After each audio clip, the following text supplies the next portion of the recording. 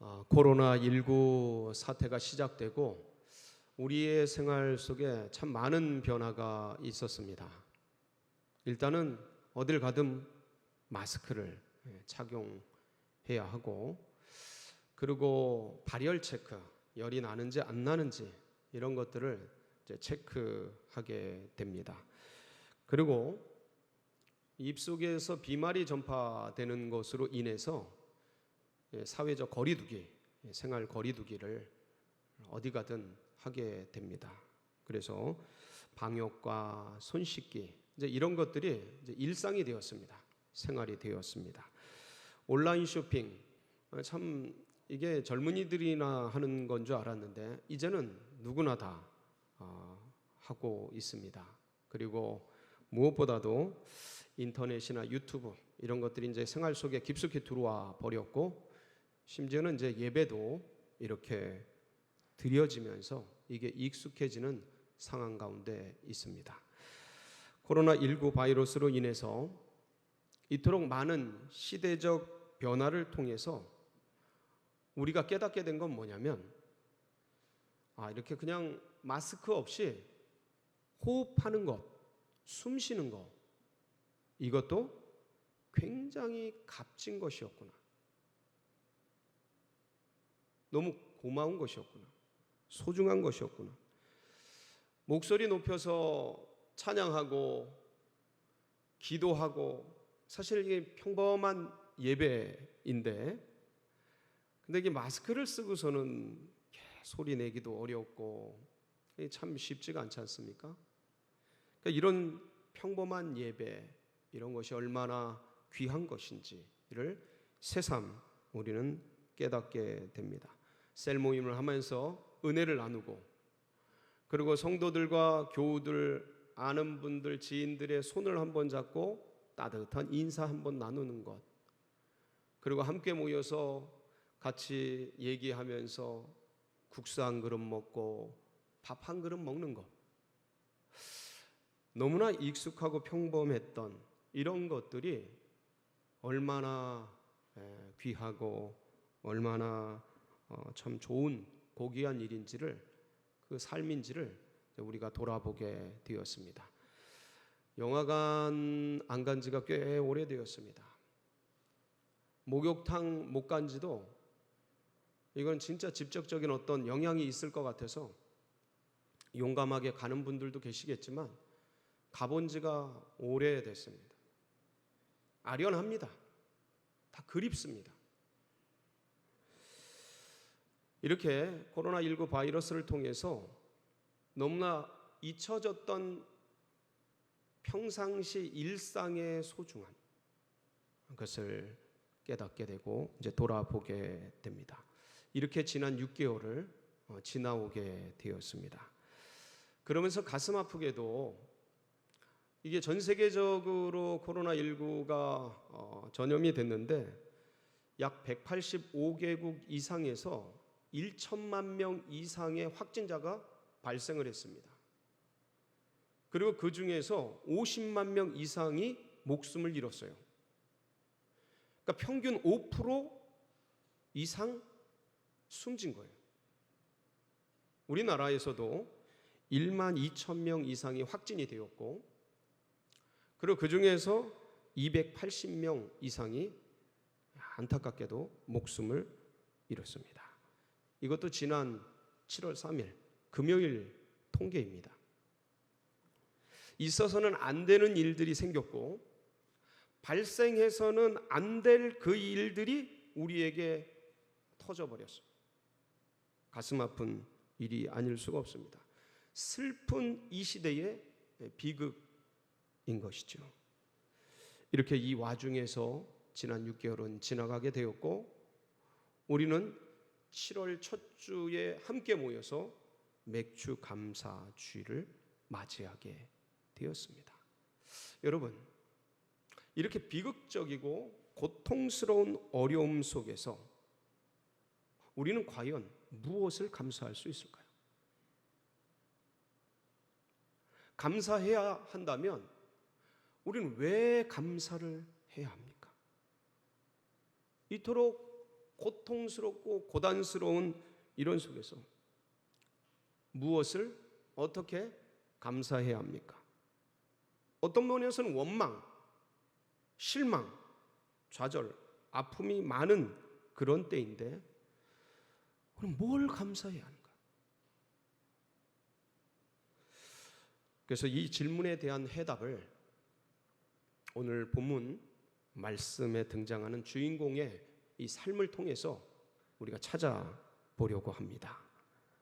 기나긴 어려움의 터널을 통과하는 우리 성도님들에게 오늘의 주인공의 이 감사가 가슴 깊이 새겨지고 온 생을 통해서 고백되고 간증되는 복된 은혜의 시간이 되시길 축복합니다.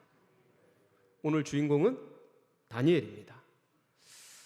다니엘인데 1절 말씀을 보면 다리오가 자기의 뜻대로 고관 120명을 세워서 전국을 통치하게 하고 다리오 시대의 다니엘입니다.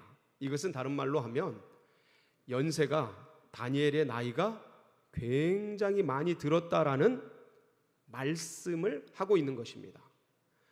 왜냐하면 다리오 왕은 페르시아의 왕입니다. 특별히 메대의 왕입니다. 고레스가 바사의 왕이었고요. 그래서 메대와 바사가 연합군을 꾸려서 그 당시의 세계적인 제국이었던 바벨론을 쳐부시고 점령한 겁니다. 이 다리오는 고레스의 장인어른이에요. 외삼촌이고 그러니까 아버지 뻘 되는 사람이에요. 그래서 고레스가 통치하기 전에 직접적인 실권은 고레스가 갖고 있었으나 이 다리오를 먼저 앞세워서 초대 왕을 하게 합니다. 그래서 2년을 통치를 합니다. 다리오가. 이 페르시아의 왕인 다리오 시대의 다니엘은 아무리 못 잡아도 이미 80세가 넘은 때입니다. 그런데 얼마나 탁월하게 행정을 했는지, 바벨론 70년 시대에 얼마나 뛰어나게 행정을 했는지 이 소문이 전 세계에 다 난 거예요. 그 탁월함과 그 명료함과 그 영특함이. 그러니까 다리오가 자신이 점령한 나라의 신하예요. 이 다니엘은 자신이 점령한 게 바벨론이거든요. 이 바벨론의 최고위직에 있었던 사람이 다니엘이에요. 벨사살 왕 때는 넘버 3였습니다. 그러니까 사실은 점령국의 신하인데 죽여버려도 시원찮은데 다리오가 익히 들었던 거예요. 다니엘의 소문을. 그래서 이 나이도 많고 그리고 적국의 신하였던 다니엘이지만 자신이 다스리는 이 페르시아 제국, 이 제국을 120개 도로 나누고 그 120개 도를 다스리는 120명의 지도자, 고관이라고 되어 있어요. 오늘 말씀에는 높은 고위직의 지도자를 세우게 됩니다. 그리고 이 120명을 관리 감독하는 총리를 3명을 두는데 이 3명 중에 1명을 누구를 시켜요? 다니엘을 시킨 거예요. 그러고 나서 통치를 해봤더니 120명의 고관들이 얼마나 뛰어나겠어요? 그리고 그 셋의 총리들이 얼마나 탁월하겠어요? 그 중에서도 그 연세 들고 나이 많고 은퇴할 시즌이 된 이 다니엘이 명민하고 탁월하고 그 모든 사건과 사고를 다 해치고 나갈 노하우와 놀라운 지식이 있다라는 것을 다리오가 또다시 보게 된 거예요. 그래서 120명을 관리 감독하는 3명의 총리 중에서 최고 총리를 뽑으려고 하는데 그걸 누구를 시키려고 한 거예요? 다니엘을 시키려고 그런 거예요. 그렇게 내정을 해둔 거예요. 왕이 내정을 하고 이제 반포만 하면 지명을 해두고 이제 그러한 때가 되었습니다. 근데 이 사실을 나머지 2 총리와 120 고관과 수많은 사람들이 이제 알게 된 거죠. 그러니 생각해 보십시오. 이 다니엘은 호호 할아버지예요. 적국의 바벨론 시대의 신하였어요. 아까도 말씀드렸습니다. 죽여도 현찮고 없애도 현찮은 이 사람이 아니 총리가 된 것도 과분할진데 이제 우리 모든 사람들 모든 페르시아 제국을 다스리는 그런 최고 총리로 세운다 하니까 나머지 신하들이 가만히 있지 않는 거예요. 말도 안 된다 이거는. 이건 피지배 민족의 그 사람이 그것도 저 멀리 있었던 가나안이라는 이스라엘이라는 시골 조그만 그 지역 출신이 이 사람이 우리를 다스려? 말도 안 되지. 그러고 나서 다니엘 제거 작전을 돌입하게 됩니다. 여러분, 털어서 먼지 안 나오는 사람 없는 거예요. 나머지 두 총리와 120 고관과 수많은 사람들이 결탁을 해서 뒤에 보면 어떤 사람까지 나오냐면 각종 법률관, 그 다음에 관원 이런 모든 사람들이 동원이 돼요. 동원이 돼가지고 비리를 찾아봅니다. 다니엘이 이때쯤 이 80세가 넘었을 때쯤이면 벌써 바벨론과 또 그 이스라엘과 그리고 여기 와서 그 모든 시간 속에서 공직에 있었던 시간이 60년이 넘어요. 공직이라 하면 모든 게 객관적으로 적어도 다 검증이 되고 보여지는 그런 자료들을 통해서 남게 되는 그런 자리 아니겠습니까? 그래서 무슨 부패 혐의가 있나 찾기 시작한 거죠. 샅샅이 뒤졌어요. 국사에 대해서 뭔가 문제가 있나? 권력 남용한 것은 없는가? 뇌물 받은 건 없는가? 성적으로 문란하진 않았나? 이 모든 사실들 비리가 될 만한 것들을 샅샅이 뒤지기 시작했습니다. 그게 오늘 말씀 4절이죠. 4절 한번 같이 읽어볼까요? 시작. 이에 총리들과 고관들이 국사에 대하여 다니엘을 고발할 근거를 찾고자 하였으나 아무 근거 아무 허물도 찾지 못하였으니 이는 그가 충성되어 아무 그릇됨도 없고 아무 허물도 없음이었더라. 그런데 놀랍게도 털어서 먼지 안 나오는 사람이 있더라는 거죠. 다니엘이 아무리 털어도 먼지가 안 나오고 아무리 찾아도 부패 혐의가 발견되지 않는 거예요. 사실 이들이 깜짝 놀랐을 겁니다. 어떻게 이럴 수가 있지? 그리고 이런 상태가 됐으면 야, 이런 사람이 이런 사람이면 우리를 다스려도 되지 하고 인정하고 최고 총리로 되게 했어야 하는데 그들의 자존심, 점령국의 자존심, 이 메데 바사라는 페르시아라는 제국의 이런 자존심들이 그것을 용납하지 못했던 것 같아요. 어쨌든 이 다니엘은 그릇된 게 없고 철두철미하게 국사와 나라와 민족을 위해서 열심히 일했던 거예요. 충성되게 일했다라고 되어 있어요.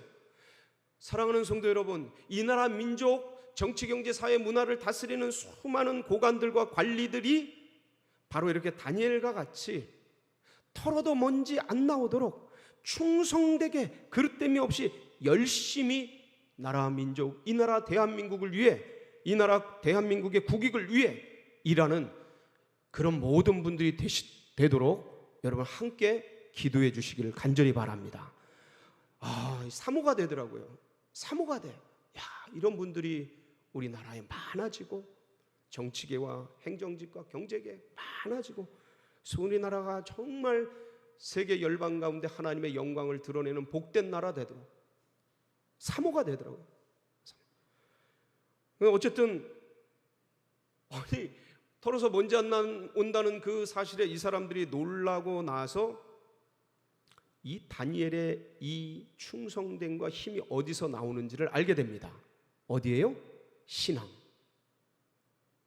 신앙에서 나오게 된 걸 알게 되고, 그래서 그들이 이 다니엘은 저 종교, 저 신앙으로 함정에 빠뜨리지 않고서는 문제가 해결되지 않겠다.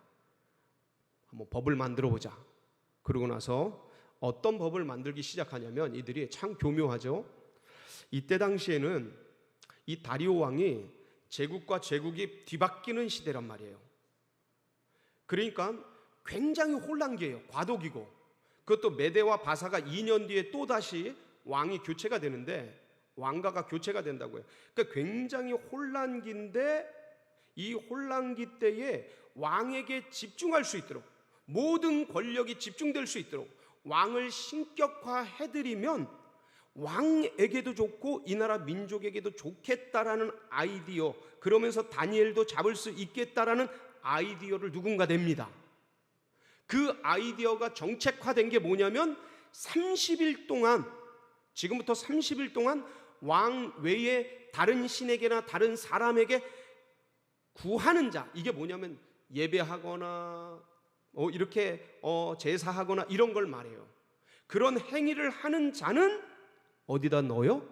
사자굴에 넣게 하는 법령을 만든 거예요. 법령을. 그러니까 다리오에게 올라가서 우리가 이렇게 다 모여서 법률가들 동원하고 관리들 동원해서 이렇게 만들어서 어떻게 하면 이 나라 민족을 안정시키고 왕권을 강화시킬까 연구한 결과 지금부터 30일 동안 이렇게 하면 왕에게도 좋고 모든 민족이 평안할 수 있는 놀라운 법령이 되겠습니다 하고 딱 보고를 하니까 다리오가 설마 이게 다니엘을 잡는 것인 줄은 생각도 못한 채 덥석 받아들이게 됩니다. 그리고 왕의 어인을 꽝 찍어요. 그리고 금령을 만들어요. 일반 법령이 아니고 금령을 만들어요. 이 금령은 누구도 취소 못해요. 왕도 취소 못해요. 그러니까 그런 엄청난 법을 만들고 어인을 찍게 됩니다. 그리고 이제 각 지역으로 쫙 파발마를 띄워서 조서를 쓰고 이제 전달을 하고 공지가 반포가 됐습니다. 법이 시행됐어요. 이 사실을 다니엘이 알까요, 모를까요? 여러분, 제가 다니엘의 연세를 얘기 드렸습니다. 이동안 공직에 있었어요. 그동안 오랜 세월 타국에 포로로 끌려가서 바벨론이라는 대제국에 관리를 했어요. 1년, 2년 관리밥을 먹은 게 아니고 60년 이상 관료의 밥을 먹었어요. 눈치 바삭, 정황을 읽고 상황을 읽는 눈 탁월한. 그동안 마지막 왕 때까지, 벨사살 왕 때까지 넘버 3, 제국의 넘버 3를 놓치지 않았던 사람. 정보망이 있고요. 다 알고 있었습니다. 이게 누구를 잡으려고 하는 건지, 이게 누구를 제거하려고 그러는 건지 다니엘이 누구보다 더 잘 알고 있었어요. 눈빛만 봐도 저 사람이 나를 좋아하는지 싫어하는지, 지금 라인들이 어디로 흘러가는지, A에 붙어야 되는지 B 라인에 붙어야 되는지 다니엘은 전부 파악하고 있는 그런 최고의 인재 중에 한 사람이었어요. 그리고 왕의 어인이 찍히면 그 법이 어떤 효력을 발생하는지, 금령이 붙으면 어떤 능력이 생기는지, 왕의 최측근 가운데서 이 모든 일을 친히 했던 사람이 바로 다니엘이었습니다. 근데 자신을 잡고자 수많은 사람들이 덤벼들어서 법을 만들고 집행하고 이런 것들을 다 알고 있었어요. 그리고 그날 업무를 마치고 집으로 돌아갑니다. 터덜터덜 집으로 돌아가서 위층으로 올라가요. 소위 다락방입니다. 그리고 창문을 열어요. 예루살렘을 향해 만들어 놓은 창문이에요. 그리고 하나님께 기도합니다. 그 기도의 내용은 무슨 내용이었어요? 감사했어요. 감사. 저 곰곰이 생각해 봤습니다. 이 상황 속에서 다니엘은 어떤 감사를 한 건가? 이 감사의 기도는 어떤 의미인가? 다니엘은 왜 감사했을까? 조금만 참으면 되는데 왜 굳이 문을 열고 했을까? 왜 창을 열었을까? 안 보이게 그냥 해도 되는데 왜 그랬을까? 제가 다니엘의 이 감사의 기도, 감사에 대한 첫 번째 느껴온 건 뭐냐면, 다니엘은 상황과 환경 속에 타협을 하지 않았구나. 그러니까 이 다니엘의 기도의 이 감사는 절대 감사한 거예요. 뭘 뛰어넘는? 상황과 환경을 뛰어넘는. 30일만 눈 딱 감고 지나가면 되는데 3년도 아니고 30년도 아니고 30일만 그래 그냥 모른 척하고 그냥 지나가자. 그러면 최고 총리가 될 수 있는데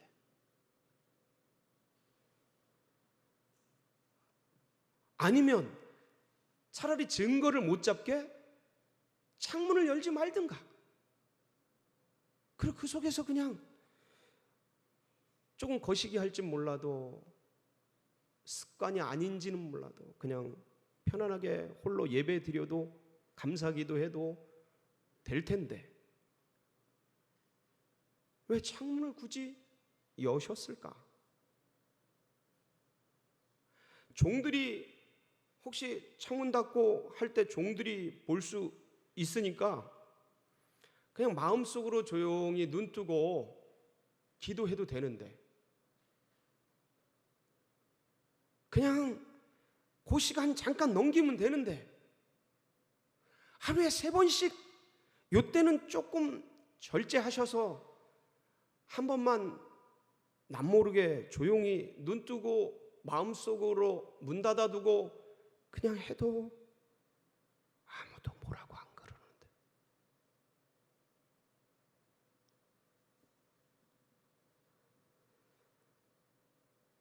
전에 하던 대로 그동안 일생 동안 60년, 70년, 80년 주님께 예배 드리던 그 모습 그대로 창을 열고 예루살렘을 향해 다스리고 계신 하나님 앞에 감사했던 것이죠. 지금까지 여기까지 인도해 주시고 함께 해 주신 하나님 감사합니다. 하나님 한 분이면 족합니다. 다른 것들이 더 이상 필요가 없습니다. 다니엘의 기도 속에 이젠 더 이상 여한이 없는 여기까지 온 것만도 너무 감사한 지금까지 지켜주신 것만도 황홀한 은혜요 기쁨이었다라는 이 다니엘의 감사기도 속에 이게 묻어나는 것을 참 놀라운 감사기도가 아닙니까? 여러분 이 타협이 없고 상황과 환경에 굴하지 않는 절대 감사 이것이 여러분의 감사 되시길 축복합니다. 은혜가 되는 거예요. 은혜가. 두 번째는 뭐냐면 모든 것을 내려놓는 무한감사. 무한감사. 제가 말씀드렸죠. 여러분 다니엘이요 이때 총리가 되고 최고 총리가 되면 이스라엘 백성들 포로로 끌려와서 바벨론의 포로로 끌려와서 있는 그 이스라엘 백성들 지금 페르시아가 점령해 있는 그 산하에 있는 이스라엘 백성들 다니엘이 다 풀어줄 수 있지 않습니까? 생각을 해보세요. 그리고 다니엘은 이미 그때 예레미야가 70년이 차면 고국으로 돌아오게 하겠다라는 예언의 말씀이 뭔지도 이미 다 알고 있었습니다. 그리고 바벨론 70년이 이렇게 빠르게 끝나는 그 주님의 섭리와 의미들이 뭔지도 다 알고 있었어요. 그리고 자신이 이렇게 높은 총리직에 있게 하신 것은 이때에 그 일들을 하기 위함이신 것도 나름대로 알고 있었어요. 마치 애굽의 총리였던 요셉처럼. 그래서 출애굽을 하게 돕도록 하여간 처음부터 세팅하는 요셉처럼 이제 바벨론을 시키는 데 있어서 이 다니엘이 혁혁한 공을 세우고 함께 하나님의 역사를 도모할 수 있는 그런 자리에 있었다는 것을 사실은 다니엘이 다 알고 있었습니다. 왜냐하면 이때가 BC 539년이거든요. 다리오 왕 첫 해가. BC 537년에 고레스가 취임하면서 바로 고레스 칙령을 내립니다. 2년 뒤에, 지금 이 사건 2년 뒤에 고레스 칙령을 내려요. 이 고레스 칙령은 뭐냐면 세계 역사 속에서도 그대로 고레스 실린더에 실려 있는 내용인데, 모든 민족, 특별히 이스라엘 민족 고국으로 돌아가서 성전을 건축하라는 기가 막힌 내용이에요. 그러니까 그 일을 도울 수 있는 놀라운 자리에 이미 다니엘이 세팅되어 있는 거예요. 그럼 타협할 수도 있거든요. 그때까지 좀 참자. 그리고 총리, 명예로운 총리로, 여러분 세월이 가고 나이가 들수록요 뭐가 귀해지는지 아세요? 명예가 귀해지는 거예요. 어릴 땐 명예, 권세 이런 거 잘 몰라요. 연세가 들수록 명예로운 은퇴가 얼마나 귀해지는지 몰라요. 근데 이제 30일만 눈 딱 감으면 명예로운 지위를 얻을 뿐만 아니라 모든 것들이 다 보장되고 명예롭게 은퇴할 수 있는 길이 열리는데, 이거는 완전히 죄인이 돼서 법을 어겨가지고 사자굴에 쳐넣고, 아마 이게 다니엘만 죽겠습니까? 그 가족들, 가문들 다 때려잡을 거예요. 총리직이 눈앞에 있는데, 최고 총리직이, 순탄한 삶이, 이후에 명예로운 모든 삶과 하나님 나라의 그 백성들을 포로에서 해방시킨 그런 일들을 도모할 수 있는, 도와줄 수 있는 기가 막힌 위치에 올라갔는데 다 내려놓는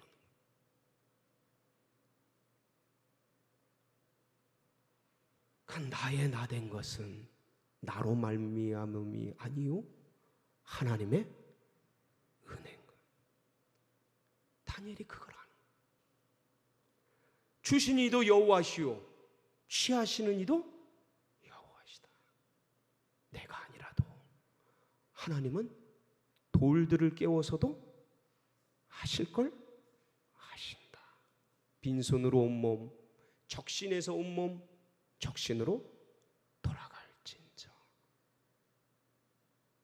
주님 감사합니다. 주님 고맙습니다. 주님 영광 받으시옵소서. 이 나라, 이 이스라엘 민족을 보호하여 주시옵소서. 지금 우리로 하면 주님 이 나라 대한민국을 붙들어 주시옵소서 하면서 주님께 기도드리며 감격하고 다 내려놓은 거예요. 부귀영화 모든 것들. 그리고 마지막으로 이 다니엘의 감사 기도가 어떤 기도냐면 순수한 감사예요. 순수한 감사. 참 저는 이 마지막 부분이 제 가슴을 울리더라고요. 이게 때묻지 않은 순수한 감사라는 게 무슨 말씀이냐면, 다니엘이요 이 바벨론 통치 시기에 각 나라 점령 국가에서 15살 내외의 학생들을 데려다가 3년간 바벨론식 교육과 바벨론 사상과 바벨론 지식을 넣어서, 그래서 그 점령국을 대리 통치하게 하는 그런 인사제도를 썼어요. 바벨론이. 그래서 그 점령국의 왕족이나 귀족 중에서 탁월한 인재를 뽑아왔는데 그 중에 하나가 누구예요? 다니엘이에요. 그러니까 다니엘은 태어나면서부터 금수저였어요. 소위 왕족이라고요. 아니면 아무리 못해도 귀족이에요. 그것도 최고의 귀족. 이 사람에게, 이 다니엘과 세 친구에게 바벨론식 교육을 3년간 시키는데 얼마나 탁월한지 나중에 왕 앞에서 이제 시험을 보는데 다른 나라에서 온 인재들보다 10배나 뛰어난 거예요. 그 정도로 탁월했어요. 그래서 바로 전국을 다스리는 자로 임명을 합니다. 그 어린애를. 그리고 지혜와 지식이 얼마나 탁월한지 나중에 이 느부갓네살 왕이 금신상 꿈을 꾸는데 그 꿈을 알려주지도 않았는데 다니엘과 친구들이 기도하고 다니엘이 그 금신상에 대한 얘기를 쫙 하고 맞춰버립니다. 그러니까 이 느부갓네살이 이 다니엘을 얼마나 높은 절을 해요. 다니엘에게 절을 해요. 왕이. 그리고 너무 탁월하니까 모든 지혜자들의 어른을 삼고 그런 뛰어난, 하여간 최고위직에서 떨어진 적이 없어요. 그렇게 60년을 이상을.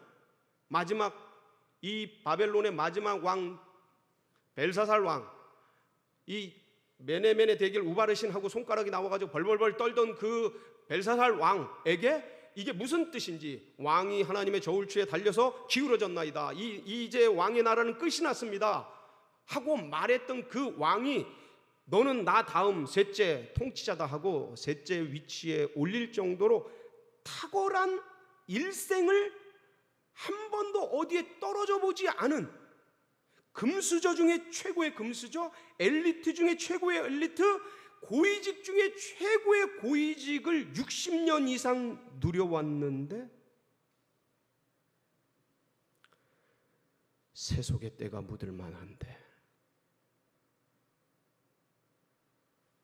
세상의 부귀영화에 눈이 멀말한데, 권력의 단맛에 심령이 부패하질 만한데 어린아이 같이 깨끗하게. 여러분, 사자굴에 들어가는 것보다 더 무서운 게 뭐냐면 제 딴에는 그렇습니다. 다니엘을 묵상하면서 이 세상, 흘러가는 세상 속에 주어지는 것들 속에 타협하고 동화되고 물드는 것, 그게 제일 무서운 거예요. 근데 다니엘은 모든 좋은 것을 누렸음에도 불구하고 그 세속화에 물들지 않고 깨끗하게 자기 마음을 지킨 채 여기까지 온 거에 대해서 순수하게 따지지 않고 주님께 감사 기도하면서 죽음의 길을 마다하지 않았다라는 거예요.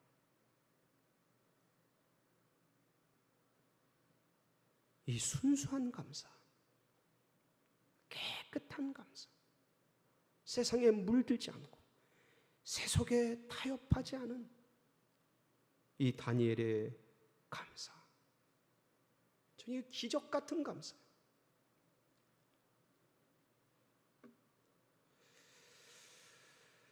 참 이 감사 기도를 드린 이 다니엘, 냉큼 정보원들을 통해서 정보가 전해지고, 그리고 바로 이제 다리오 왕 앞에 이런 자가 있나이다. 다리오가 굉장히 아꼈거든요. 다리오 왕이 연세 드신 이분을, 이 다리오가 이때 62세였는데 이 연세 드신 이분을 무슨 스승처럼 그렇게 여겼던 것 같아요. 제 짐작에는 귀히 여겼어요. 말씀을 보면 그 감옥에 사자굴에 던져놓고 모든 식음을 전폐하고 그 풍악을 금지하고 새벽같이 뛰어나가서 사시는 하나님의 종 다니엘아, 네가 살아있느냐 그러면서 그 애타는 마음을 보여준 다리오를 보면 얼마나 다니엘을 끔찍하게 아꼈는지가 나와요. 야, 그렇게 해서 사자굴에서 끄집어내지죠. 살아서. 기가 막힌 거 아닙니까? 그리고 이 다리오가 훨씬 더 귀히 여겨요. 이런 감사의 길, 이런 믿음의 길을 사실 다니엘이 살 거라고 생각하고 그것에 들어갔겠습니까? 아마도 다니엘은 다 내려놨어요. 살 만큼 살았고 누릴 만큼 누렸다. 다 내려놨는데 하나님이 보호해 주시죠. 사자의 입을 봉해서. 왜냐하면 2년 뒤에 이스라엘 백성들을 끄집어 나가는데 다니엘이 필요하거든요. 그건 하나님께서 행하신 일이지, 하나님께서 놀라운 일을 행해 주셔서 대적자들의 손에서 다니엘을 건지시고, 그리고 빛나는 별처럼, 하늘의 별처럼 다니엘을 높이 들어 써주십니다. 사랑하는 성도 여러분, 코로나19가 횡행하는 이때입니다. 여러 생각이 교차할 수 있어요. 힘든 이때예요. 어려운 이때입니다. 그런데 이 다니엘의 감사, 다니엘의 이 감사 기도가 여러분 심령 속에서 울려 퍼지는 그런 복된 시간들 되시기를 주의 이름으로 축원합니다. 같이 기도하시겠습니다.